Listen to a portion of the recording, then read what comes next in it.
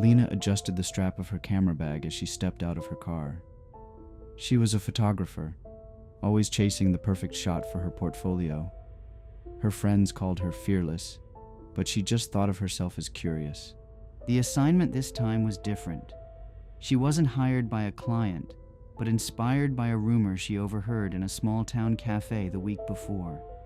Someone mentioned a forest on the outskirts of town, home to an abandoned sanitarium. It wasn't just a crumbling old building, it had a reputation. They called it the House of Echoes. "People say you can hear the cries of the patients at night," the waitress had said, pouring her coffee. "But no one who's gone there stays long enough to find out why." Lena had smiled at the time, thinking it sounded like a ghost story meant to scare kids. But as the waitress walked away, she scribbled the location down on a napkin. Now, here she was, standing at the edge of the forest, her breath visible in the cold evening air. She glanced at her phone to check the time. Just enough daylight left to find the sanitarium and snap a few pictures before the sun disappeared. As she walked deeper into the forest, the world around her seemed to shift. The trees grew taller, the air colder, and the silence heavier. She couldn't shake the feeling that she was being watched, but whenever she turned, there was nothing there. "Just my nerves," she whispered to herself. But her voice sounded small, like it was swallowed by the forest. Minutes turned into what felt like hours, and just when she thought she might be lost, she saw it. The sanitarium. Its silhouette loomed ahead, half hidden by fog. She took a deep breath. "Here we go," she muttered, and stepped through the rusted iron gates.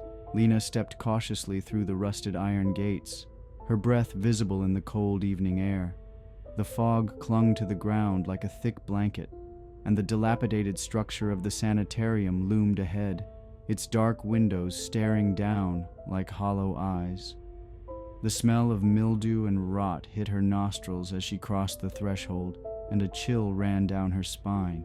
The interior of the sanitarium was suffocatingly still.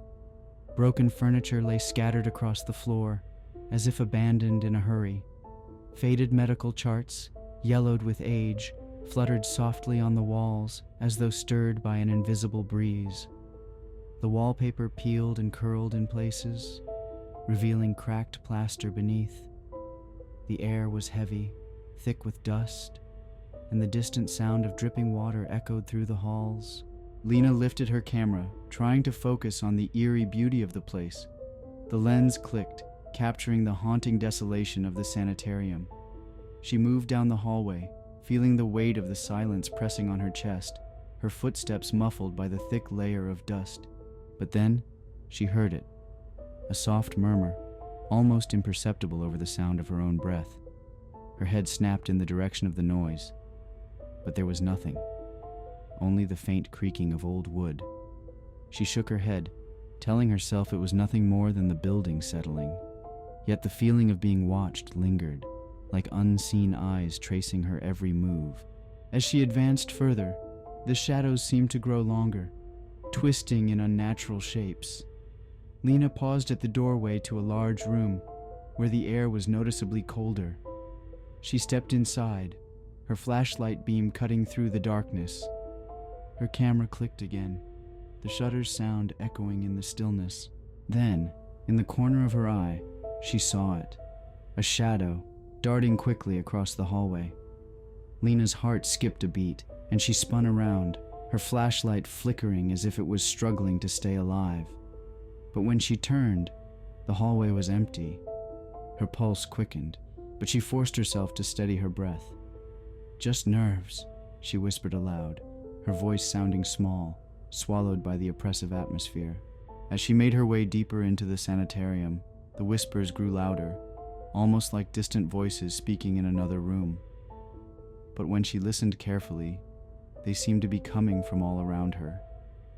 Lena's fingers tightened around her camera, but she pressed on, dismissing the growing unease.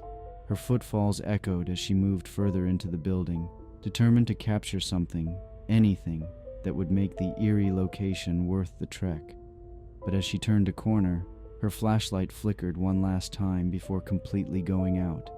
The darkness swallowed her whole, Lena stumbled further into the darkness, the only sound now the creaking of the old building and the occasional flutter of papers as the wind seemed to sweep through the hallways. Her flashlight was barely hanging on, flickering as if protesting her every step. But Lena refused to turn back. She had to capture something real. Turning a corner into a small office space, she spotted something unusual, a leather-bound journal lying on the desk. It had been untouched for years, its pages yellowed with age.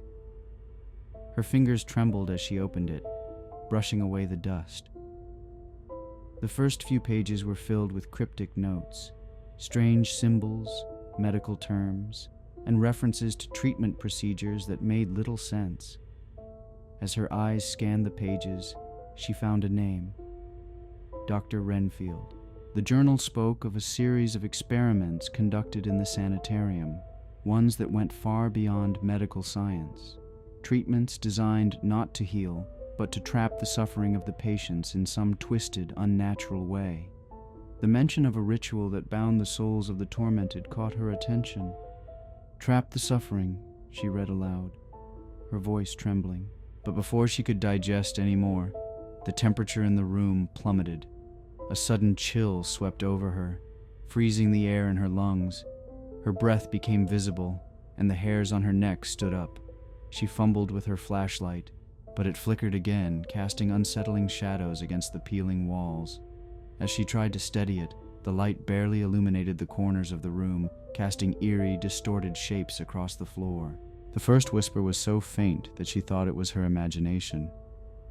A soft, guttural murmur, barely audible over the sound of her own breathing. But then it came again, clearer. "Help me." Lena's heart thudded in her chest. She looked around but saw nothing, only shadows stretching across the walls. She snapped a picture of the room, hoping to focus on something tangible, and when the camera preview appeared on the screen, her breath caught. In the picture, where there had been nothing but an empty hallway, a faint, translucent figure stood in the corner, just behind the doorframe. Its face was obscured, but its posture was unnaturally twisted. Lena blinked, but the figure didn't disappear. She quickly lifted the camera again, but when she peered through the lens, it was gone. She felt the whispers grow louder, multiplying as if a crowd was gathering in the shadows around her. "Please, free us," one voice pleaded, distant but insistent. Lena's pulse quickened. She wanted to believe it was the wind, the sound of the building settling, but it wasn't. There was a presence here, something alive, something that was waiting. Her nerves were on edge now, her body trembling as the whispers and the cold grew unbearable. She turned, moving quickly, trying to make her way back to the entrance. Her feet felt heavier with each step, and the building seemed to stretch and distort around her. What had been a straight hallway was now bending in unnatural curves, and staircases twisted like vines. Every turn she made led to a new, unfamiliar corridor. Her heart raced as she reached for the door she'd entered through, but her fingers brushed against cold, smooth wood. The door handle wouldn't budge. She tugged harder, her breath shallow, panic rising. The door was sealed shut. Her mind raced for a logical explanation. Had she missed a locked room? But there was no denying it now. She was trapped. Her flashlight flickered once more, the beam dimming to a weak pulse of light before going out completely. The darkness closed in, oppressive and thick. She felt her way along the wall, her fingers brushing over broken tiles and loose brick. As she stumbled forward, she stepped on something soft, squelching underfoot. When she looked down, her stomach twisted in revulsion. It was a torn page from the journal. She dropped to the ground, hurriedly flipping through the pages. In the chaos, the book slipped from her hands and slid across the floor, opening to a page with a single terrifying sentence: "Do not speak to the echoes." Before she could process the warning, the temperature dropped further, and the whispers became a chorus, louder now, desperate. "Help us," they cried, a voice so clear now whispered directly in her ear, "You're one of them." Lena spun around, but there was no one there. Yet the pressure around her, the sense of eyes watching her, grew unbearable. The building was alive, and it wasn't going to let her go. Lena's breathing quickened as the whispers around her reached a fever pitch. The words were indistinguishable now, just a maddening rush of voices that filled every corner of the room. "Please, help us. Please, release us. Let us go." The sound was deafening, the desperation of the voices almost physical, pulling at her mind. In her panic, Lena spoke aloud. "What do you want?" The moment the words left her mouth, the room fell into an eerie silence. The hairs on the back of her neck prickled as a new, darker presence filled the air. Then it began. The darkness in the hallway seemed to congeal, forming someone, shifting in the shadows. Lena's breath caught in her throat as the figure materialized. It was grotesque. Faces twisted in agony stretched across a monstrous body, limbs bent at unnatural angles. The eyes, hundreds of them, stared back at her, unblinking and hollow with sorrow and rage. The figure stepped closer, its voice a deep, guttural rasp. "You've called upon us," it said, its voice a chorus of anguish. "We are the souls of those who have been bound by Dr. Renfield's twisted rituals, the echoes of suffering, trapped in the darkness for eternity." Lena's heart raced, but she couldn't look away, unable to tear her eyes from the mass of contorted faces. I didn't mean to," she stammered, but the entity interrupted her, its voice rising in fury. "Do you know what you've done?" it hissed. "You are no different from him. Just like Dr. Renfield, you collect our torment, feeding on our suffering. You listen to our cries, but you never release us." Lena's throat tightened as the figure loomed over her, its form swirling and shifting, as if the very souls of the patients were trying to break free. The air grew colder, and she felt an overwhelming pressure in her chest, as if the weight of their pain was crushing her. The figure surged forward, its many limbs reaching out, and before Lena could react, it was upon her. A surge of memories, screams of the patients, images of Dr. Renfield conducting cruel experiments, twisted rituals in the depths of the sanitarium, flooded her mind. She saw the doctor's face, a man consumed by his obsession with trapping the suffering of others, binding their souls in a never-ending cycle of torment. "No!" Lena cried out, shaking her head. "I'm not like him!" But the entity ignored her pleas. The pressure on her chest intensified, her body trembling as the figure's form merged with hers.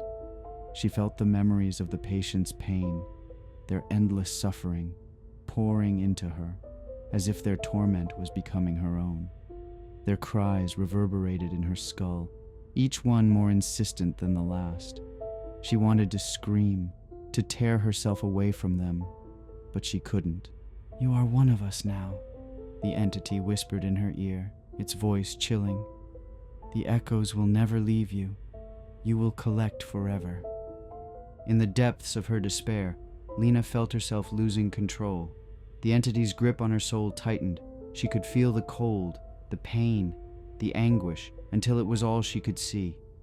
The building, the ghosts, the voices, they were her reality now. The photograph in her camera wasn't enough anymore. She was no longer an observer. She was part of the story. Before the figure could fully consume her, a faint, distant cry echoed through the hallways, one of the patient's voices, softer than the others. "Please, help us." Lena's body jerked in reflex, her hands reaching out, but it was too late. The entity had taken hold. The building seemed to vibrate with an eerie hum as her consciousness began to slip away, lost in the darkness, bound to the sanitarium forever. The last thing Lena saw was the flickering light of her camera, its lens reflecting the same twisted, anguished figure she had once captured in her photos. It was her now, back at her through the lens, their twisted faces, the same ones she had seen in the shadows, now captured in the eerie glow of her camera. The photographs were no longer just images. They were memories, binding her to the place she had just escaped. A chill ran down her spine as she flipped through the pictures, each one more disturbing than the last. Lena tried to convince herself it was a result of stress or exhaustion, that her mind had played tricks on her during her stay in the sanitarium. But the images were undeniable. She stared at the photos of the hallway, the shadows stretching in unnatural ways, and the eerie figures that now filled the frames. Her fingers trembled as she turned the page of the journal she had kept from the sanitarium, which now seemed even heavier, as if it too had absorbed some of the dark energy from the building. She read the words again. "Do not speak to the echoes." A shiver ran through her as she glanced at the clock. It was almost 1 a.m.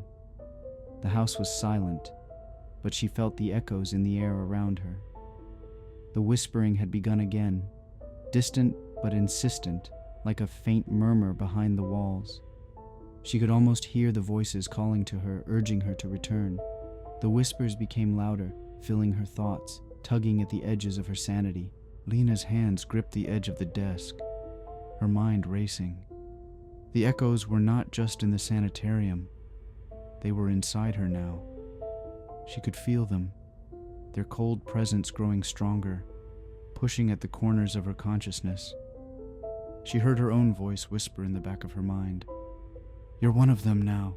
The camera lay there, waiting. Lena could feel it, the same pull, the same irresistible force that had drawn her to the sanitarium. She knew that the entity, the twisted souls, were still with her, and if she didn't find a way to release them, if she didn't confront the truth of what had happened, there would be no escaping the endless cycle of suffering. The room grew colder. The shadows seemed to lengthen as the whispers filled the space around her. Lena slowly reached for the camera, her fingers brushing the cold metal. The weight of it was too much now. She had to face the consequences of what she had unleashed. The echoes would not stop until they had claimed her completely. As she raised the camera to her eye, the faint hollow sound of a distant cry echoed through her thoughts. "Help us.